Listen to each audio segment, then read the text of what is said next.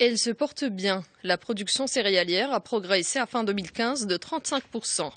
Et cet excédent est constitué en grande partie de blé tendre, soit 12 millions de quintaux, d'orge avec 6 millions de quintaux, alors que le blé dur a enregistré un additionnel de 4 millions de quintaux.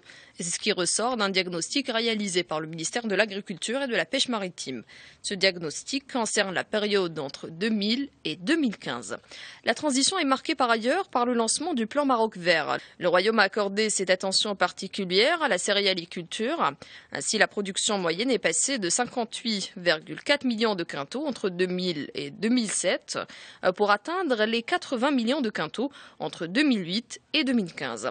Sur ces deux périodes, le rendement des céréales a connu une nette amélioration. Ces bonnes performances en matière de productivité sont le résultat, entre autres, de l'utilisation raisonnée des intrants agricoles comme les engrais, mais aussi de la hausse du taux de pénétration des semences sélectionnées.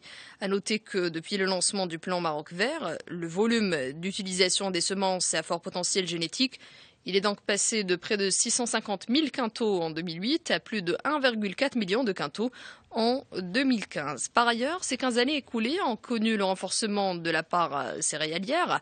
Stat, Taounat, Misset et Safi sont cités comme exemple, alors que Bni Mellal, El Jadida, El Qala, Sidi Qassem et Fez ont vu leur part se stabiliser.